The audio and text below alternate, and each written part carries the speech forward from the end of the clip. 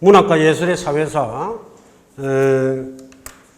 아르놀트 하우즈라고 하는 막강한 인물입니다. 우리 대한민국에서는 백낙청, 연문, 반성환 이 세 분이 힘을 모아가지고 네 권의 책을 1, 2, 3, 4권 네 권을 번역을 했는데 이 중에서 특히 연무원 선생도 문학평론가로서 대단하십니다만 특히 백낙청 선생님은 제가 생각할 때에 지금 현재 대한민국에서 가장 뛰어난 사상가가 아니겠는가 이런 생각을 합니다. 백낙청 선생님의 유명한 문학이론은 원래 영문학을 전공을 하셨는데 민족문학론입니다. 민족문학론. 한때 대단한 파급력을 가지고 있었는데 이 백낙청 선생님이 창작가 비평이라는 강력한 잡지를 창간을 했고요. 지금까지 창작가 비평사가 여러모로 힘을 발휘하고 있습니다. 지금은 아마도 백낙청 선생님의 따님이 대표 일을 하고 있지 싶습니다. 자, 아무튼 백낙청 선생님께서 특히 주시를 하셔가지고 힘써 번역을 하실 정도로 이 하우즈 선생의 문학과 예술의 사회사는 대단하다라고 하겠습니다. 자, 우선 두 번째 단락입니다. 읽어가면서 좀 하도록 하겠습니다. 하우즈 선생께서 이제 10여 년에 걸쳐가지고 이 책을 썼습니다. 사실 그동안 우리가, 제가 조금 주력을 한다고 신경을 썼던 부분은 오늘날의 첨단 고도과학 기술, 특히 AI 이야기 이런 거 우리가 했지 않습니까? 챗GPT 이런 오픈 AI사에서 나오는 그런 이야기도 하고 하면서 인공지능 이런 이야기를 했었고 인공지능 이야기를 하려고 제대로 하려고 하니까 인공지능의 바탕이 되는 두뇌 이야기를 해야 됐었고 그래서 그런 좀 어렵지만 그런 이야기들을 해왔습니다. 그래서 달리 말하면 상당히 시의성이 있는 그런 강의를 그동안 했는데 갑자기 전혀 좀 결이 다른 그런 강의를 하게 되었습니다. 이렇게 된 까닭이 뭘까라고 나도 이제 고민을 하는데 솔직히 말하면 강의할 게 별로 없어가지고 이런 것도 있는데요. 그러다가 이건 제가 딴 데서 강의한 적이 있어요. 오래전에 있는데 그래서 강의록이 좀 많이 만들어져 있습니다. 한 두 군데에서 강의를 했었는데 그래서 그 강의록을 새로 좀 재정돈을 해서 이렇게 여러분들 내주면 나도 조금 강의하기가 좀 편하지 않겠나 이런 생각도 하고요. 무엇보다도 요즘 우리 특히 대한민국이 시끄럽습니다. 그래서 정치적이든 경제적이든 사회적이든 머리가 아파가지고 이럴 때일수록 오히려 좀 고전적이고 정통의 어떤 그런 예술 문학의 이런 영역을 우리가 공부하는 게 좀 마음도 좀 편하고 이런 게 있다. 조금 한마디 더 붙이면 노년에 이르러 가지고 내가 내 나이에 노년 하니까 조금 어색하다고 생각할 수도 모르겠습니다만은 사실 객관적으로는 상당히 노년입니다. 노년의 삶을 어떻게 보낼 것인가 하는 게 가장 큰 문제가 또 되기도 합니다. 나이 들면. 그랬을 적에 가장 좋은 게 이제 문학과 예술입니다. 특히 이제 문학 쪽으로 소설도 좀 보고 하면서 여러 인간 삶들의 모습을 이렇게 보는 것. 이거 상당히 좋은 거거든요. 이제 그런 어떤 측면에서도 여러분들 미리 좀 준비하는 것도 좋겠다. 이런 생각을 해봅니다. 요컨대, 한번 봅시다. 우리 자신의 존재를 돌볼 필요가 있다. 세상이 어수선하고 복잡할수록 오히려 거기에 휩쓸릴 않고 우리 각자의 존재를 좀 돌볼 필요가 있다. 되돌아보면서 그랬을 적에 우리의 존재를 채울 수 있는 가장 궁극적인 내용은 문학과 예술이다. 이렇게 말할 수가 있습니다.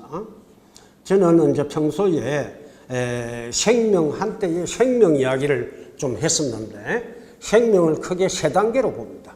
제일 기초는 자연적인 생명, 자연적인 생명이고 두 번째는 정치적 생명. 정치적 생명은 사람들과의 인정관계, 이게 중심이 됩니다.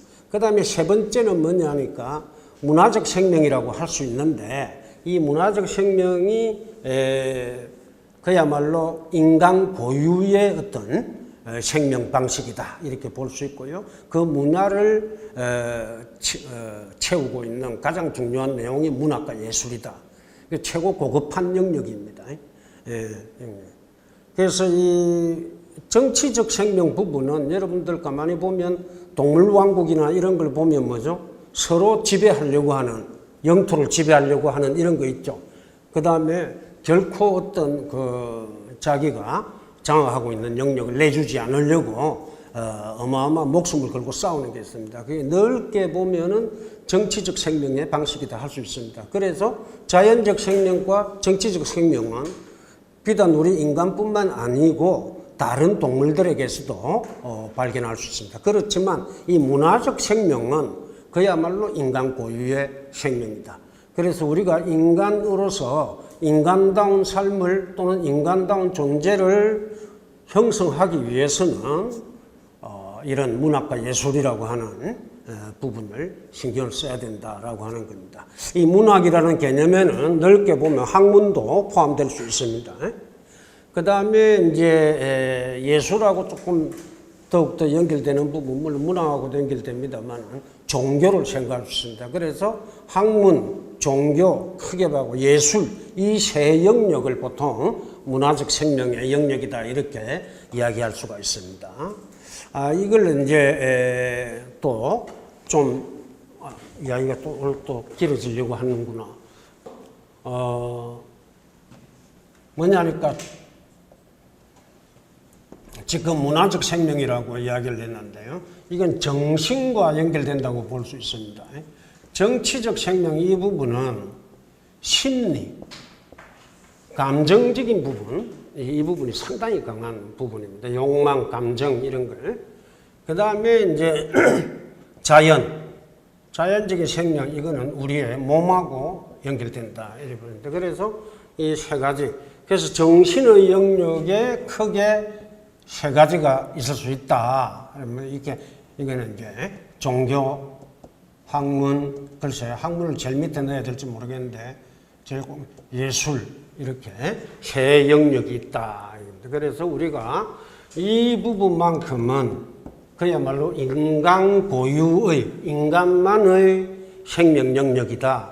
따라서 반복을 하자면 우리가 인간다운 존재를 제대로 형성하기 위해서는 이 부분에 신경을 써야 된다. 이런 부분이죠.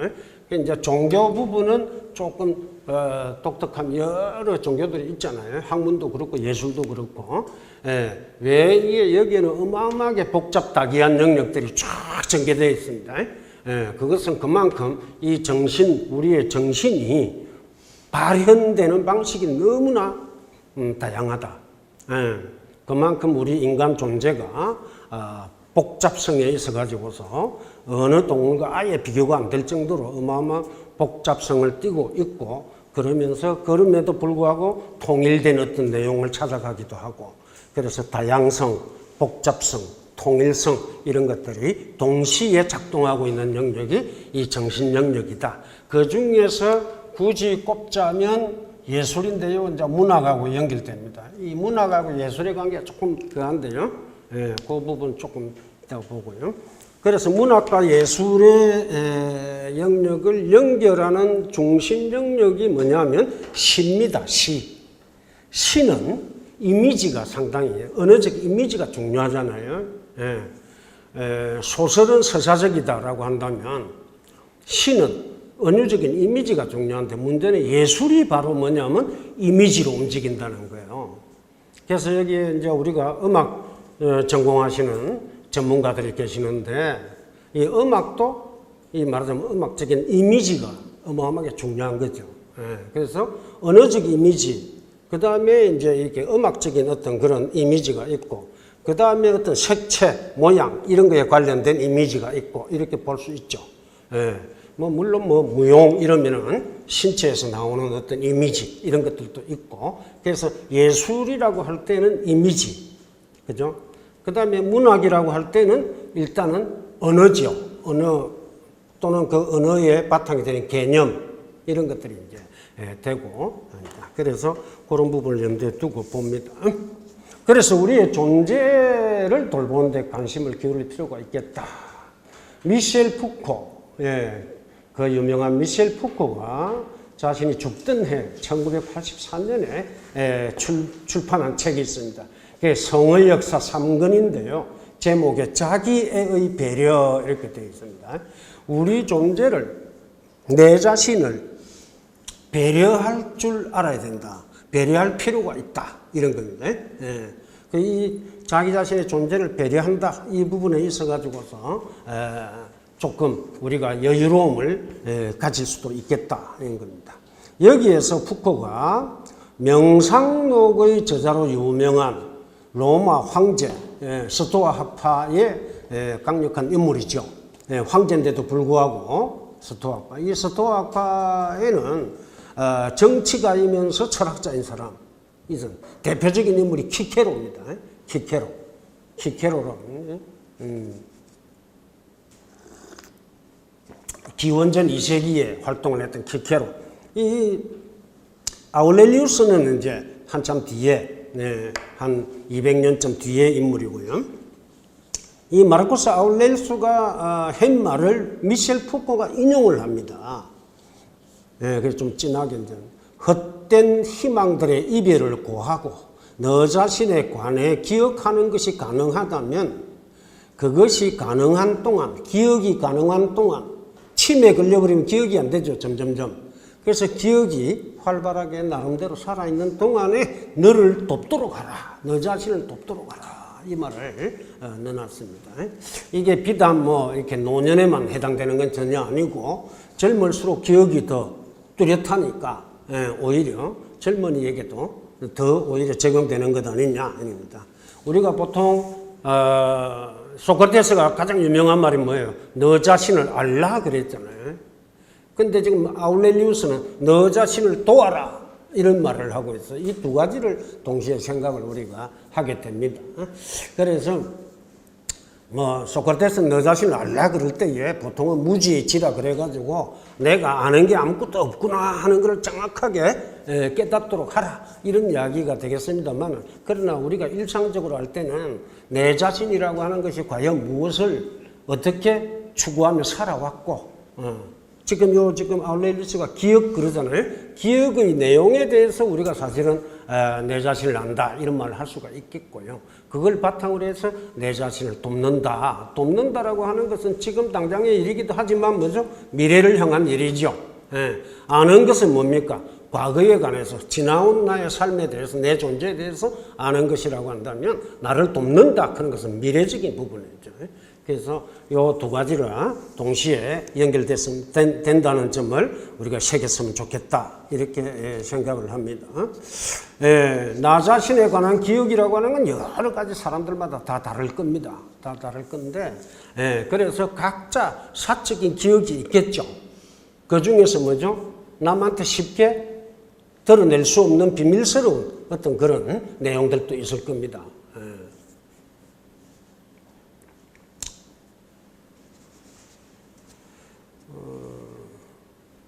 좀 비밀스러운 것도 좀 많이 갖고 있고 이래야 되는데, 제 같은 경우에는 자꾸만 좀 비밀스럽게 간직해야 될 것 같은 내용도 막 떠들어, 가볍게. 그래서 특히 술 마실 때 되면 막 떠들고 이래가지고서, 그래서 예전에 대학원 시절에 어떤 아주 친한 후배가 내한테 한 말이 있어요. 하도 내가 떠들어 사니까 그랬겠죠. 그랬는데 형의 최고의 장점이 뭐요? 뭔지 아요? 이렇게 물어보는 거예요. 그래서 내가 어떻게 아노 그거를 했더니 아주 솔직하다는 거예요. 내보고 그게 장점이래. 그러면서 그래 했더니 또 뭐라니 형 최고의 단점이 뭔지 아요? 이러는 거예요. 그래서 그건 또 뭐고 했더니 너무 솔직하다. 이게 단점이라는 거예요. 예, 그래서 우리가 이 사적인 기억이 나름대로 다 이게 풍부한 뭔가 있는 것도 참 좋고 그게 뭐 부끄러운 내용도 있을 수 있고 자랑스러운 내용도 있을 수 있겠죠. 그것이 싹 부드럽게 무르익어서 조금씩 이렇게 배어 나와서 한마디 툭 던지는 것도 많은 이렇게 느낌을 줄 수 있고 이랬으면 참 좋겠다는 생각을 합니다. 자, 사적인 내 나름의 알렐리우스 황제가 이런 말을 하니까 기억이 네 자신의 기억 이런 말을 하니까 하는 말입니다. 그렇지만 아무리 사적이라 하더라도 그 사적인 기억이 형성되는 데 있어서는 뭐죠?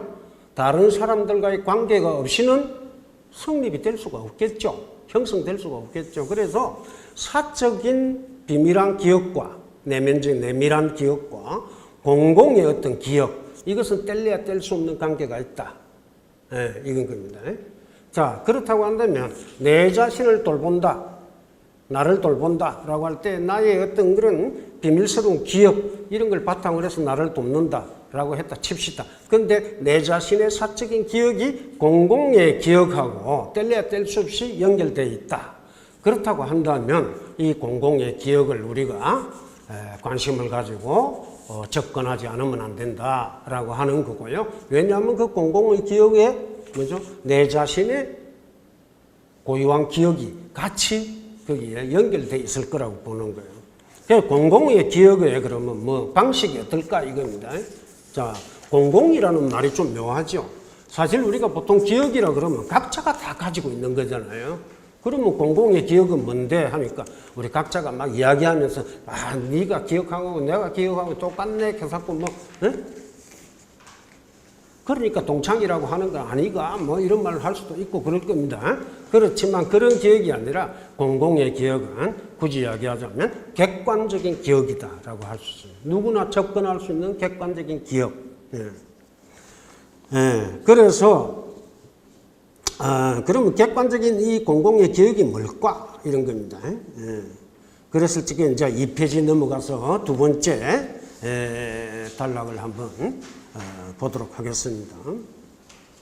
읽어보겠습니다. 다른 한편으로 기억은 크게 각자의 의식을 오르내리는 주관적인 기억과 어떤 형태건 기록을 통해 전승되는 객관적인 기억으로 나눌 수 있다. 대략 뭐 동의할 수 있습니까? 이 두 가지 기억. 기록은 크게 보아서 문자와 이미지로 이루어진다.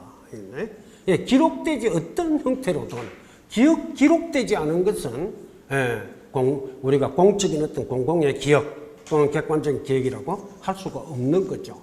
사라져버리는 거니까. 기록이 아주 중요한데 기록을 아주 잘하는 민족도 있고요. 기록을 하는 게 이렇게 관습화되어 있지 않은 그런 유전자, 기록하는 유전자가 없는 민족들은 역사가 아무래도 빈곤하겠죠.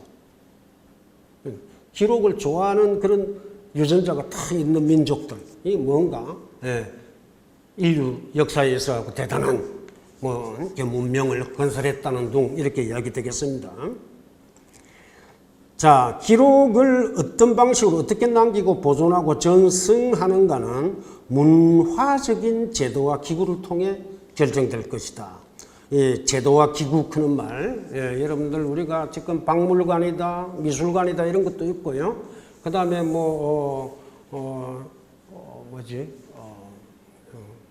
중앙연구원 찾는 갑자기 한국학 중앙연구원 그런 것도 있고.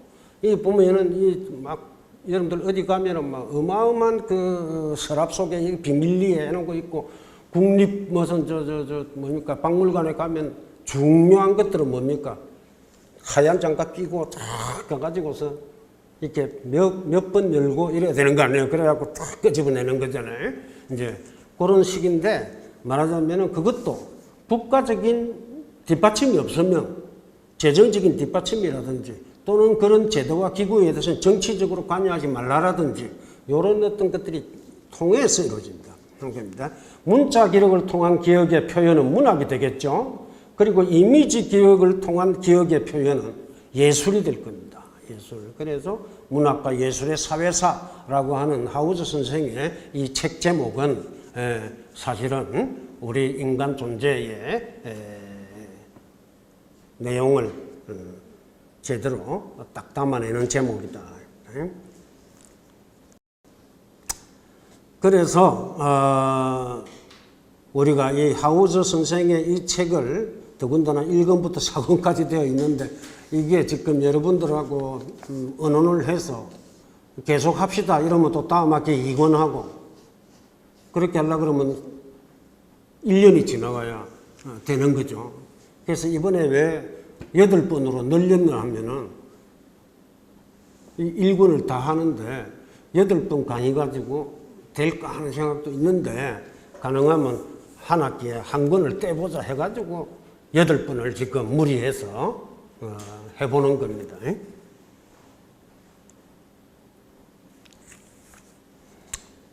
자, 세 번째 크게 봐가지고 그 다음 단락 봅니다. 문학과 예술 세계를 찾아가는 시간 여행의 특징은 무엇보다 여유롭다는 겁니다. 여유롭다. 이는 종교나 윤리의 세계를 찾아가는 것과 비교했을 때 쉽게 드러납니다. 얘들 윤리에 관련되는 책들을 읽으면 깝깝한 게 있어요. 왜 깝깝하냐니까 자꾸 당위 이렇게 해야 한다, 마땅하다 뭐 이런 이야기 이런 것들이 많이 암암리에 들어있잖아요. 뭐 정의다, 선이다 뭐 이런 것들도 다 마찬가지고 양심이다 이런 것도 마찬가지고 깝깝한데 문학과 예술의 세계에 들어가는데 양심 필요 없어요. 또는 근데 정의로움 이런 거 필요 없어. 그냥 여유만만하게 이렇게 자유롭게 볼 수 있는 겁니다. 문학과 예술 자체가 각종 이데올로기적인 가치에서 벗어나서 자유롭다는 것이 아니라 기억을 더듬어 그 세계를 맛보는 데 있어 가지고서 여유롭고 자유롭다. 문학이라고 해서 이데올로기로부터 완전히 자유롭거나 또는 어떤 가치로부터 자유롭거나 한 건 아닙니다. 사실은 여러분들 소설도 종류가 많잖아요. 그래서 어떤 소설을 읽으면 내가 이때까지 잘못 살았구나 이런 생각을 할 수도 있고요. 있습니다.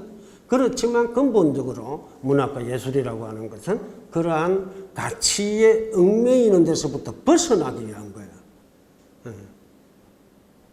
가치는 대체로 뭐냐 하니까 좀 부분적이고 일면적인 부분을 이렇게 강하게 만들어 놓은 게 가치다 이렇게 볼 수 있어요. 강하게 올려 세워놓으면 부각시켜 놓으면 그게 더욱더 강화되고 이러면 이데올로기가 되는 거죠. 그런 부분들에서 우리가 좀 자유롭게 벗어나고 싶어가지고 문학과 예술을 이렇게 더듬는다 할 수 있습니다. 문학과 예술은 무엇보다 상징적이고 은유적인 상상에 따른 미적 형식의 차원을 기초로 합니다. 미적 형식이 있습니다. 문학과 예술은 형식을 따집니다. 형식 근본적으로. 이거는 여러분들 지금 우리가 음악 전공하시는 분이 6분이나 계신데 음악에 있어갖고 형식이라고 하는 게 얼마나 중요해요.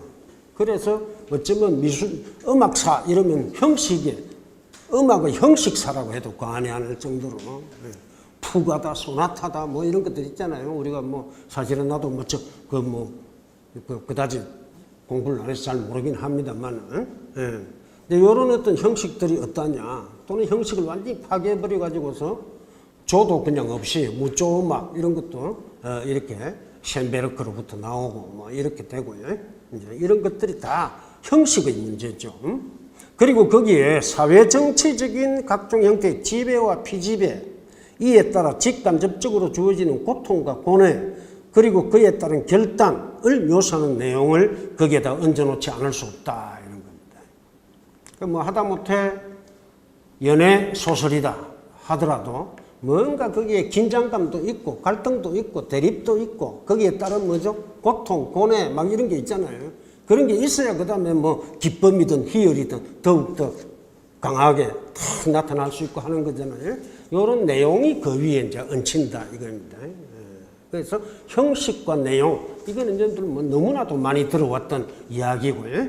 그래서 이런 두 부분이 동시에 문학과 예술에 작동한다.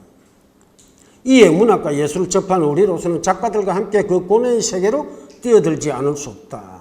그렇지 않고서는 제대로 된 감상이라 할 수 없다. 우리가 보통 감상이다 이러면은 썩 그냥 훑고 지나가는 것처럼 이렇게 생각하기 쉽지만 사실은 감상은 근본적으로 이 작가와의 어떤 교감 이런 속으로 들어가는 거예요.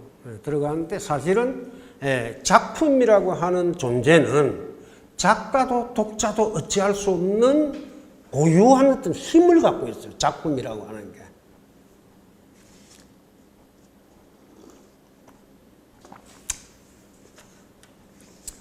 여러분들 윌리엄 와일러 영화 감독 윌리엄 와일러 뭐 만들었죠? 이름은 좀 들어본 것 같은데 그 유명한 벤허를 만든 벤허 그죠? 우리 어릴 때 막 벤허 이거 막 보면 막 그렇게 말 경주하는 거 기가 막히잖아요. 그거 어떻게 만들었는지 몰라. 옛날 기술 가지고 그래픽도 전혀 안 쓰는데. 이 영화를 쫙 촬영하고 이래 편집도 하고 쫙 해고 이제 완전 마무리 딱 완성되고 나면 뭡니까? 처음으로 틀어봐야 될 거 아니에요, 그죠? 시사회 그런 것도 있습니다만은 사람들 불러 모아가지고 그 전에 감독이다 뭐 여러 배우들끼리 또 뭐 편집자 끼리 보낼 수도 있을 거예요. 근데 어떤 자리인지 모르겠는데 딱 보고 나는데 윌리엄 와일러가 그랬다는 거네요. 주여 과연 이것을 제가 만들었습니까? 했다는 거예요.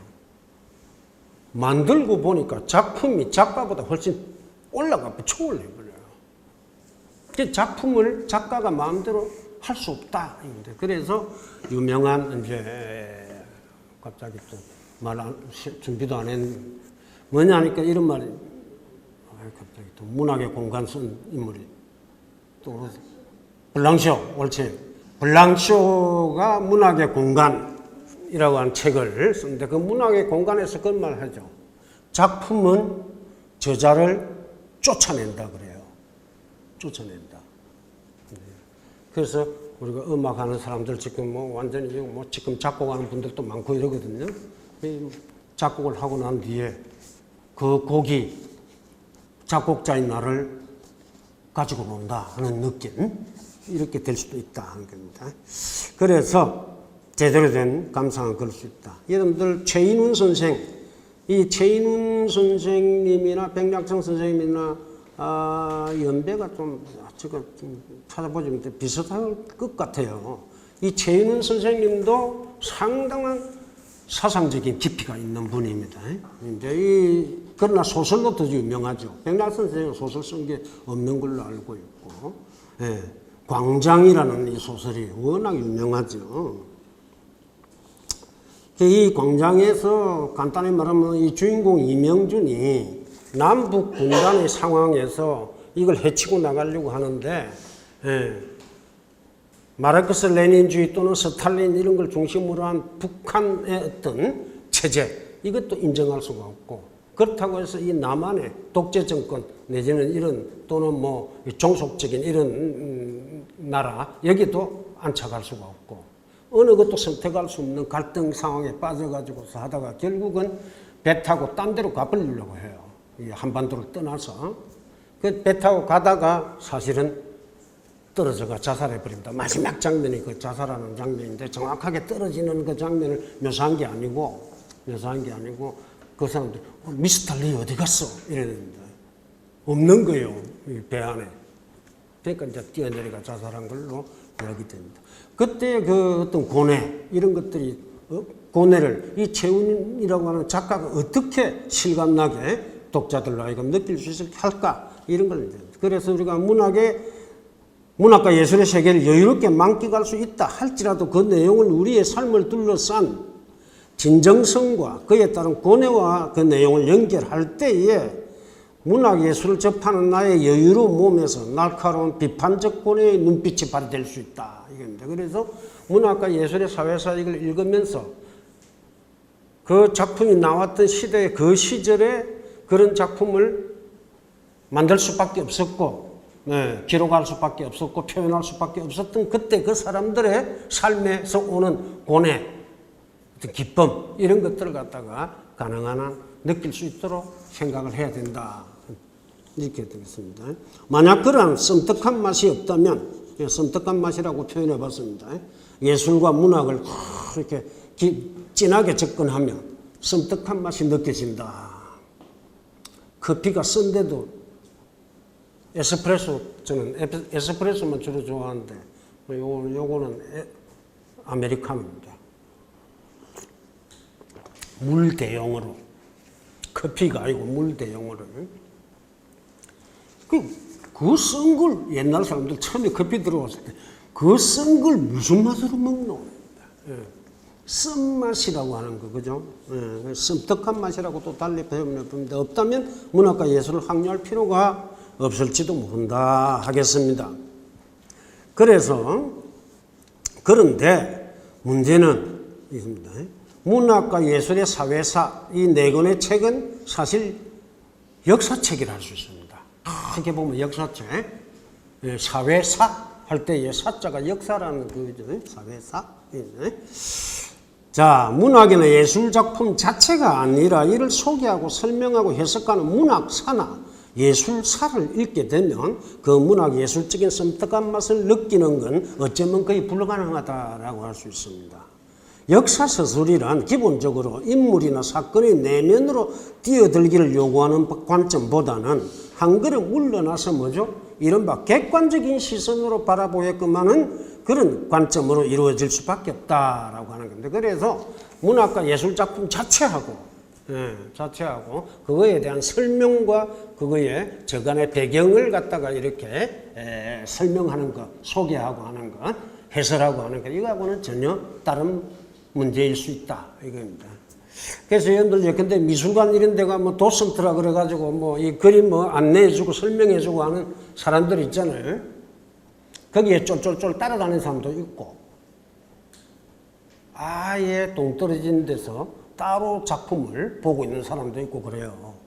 그 따로 보고 있는 사람은 그 쫄쫄 따라다니면서 인간들이 막 모여가 이런 거에 대해서 뭐죠? 상당히 신경질적인 말은 안 해도 지금 뭐야 이런 게 있습니다. 왜냐하니까 지금 작품에 팍 파고 들어가가지고서 거기에서 뭔가 진한 섬뜩한 맛을 좀 느끼고 싶고 하는데 옆에 떠들어 잡고 왔다 갔다 해서 이러면 뭡니까? 안 되는 거죠. 그래서 실제 설명을 막 들으면서 보고 있으면 물론 아는 만큼 보인다. 유홍 선생님이 이야기하긴 했습니다만은 문학과 예술이라고 하는 것은 근본적으로 설명의 대상이 아니죠. 설명의 대상. 아무리 설명해도 그 작품이라고 하는 것은 그 설명을 아예 벗어나버리고 뛰어넘는 게 작품이다라고 할 수 있습니다. 그러니까 이런 부분들. 그래서 만약 문학과 예술의 사회사에서 문학 예술적인 그 섬뜩한 맛을 느끼고자 한다면 짐짓 우리로서는 최대한 상상력을 발휘해가지고 그 역사적인 서술의 층을 깨뚫고 아래로 내려가야 된다. 쉽지 않죠. 하지만 뭐 아는 만큼 보인다라는 유홍전 선생의 교훈, 이것도 정말로 무시할 수 없는 거거든요. 중요하죠. 그래서 문학과 예술을 중심으로 한 사회사를 들여다보는 것이 우리의 존재 형성에 크게 또 도움된다라고 하는 것도 무시할 수 없는 거다라고 하는 이번 학기 전체에 관한 예비적인 이야기를 했습니다.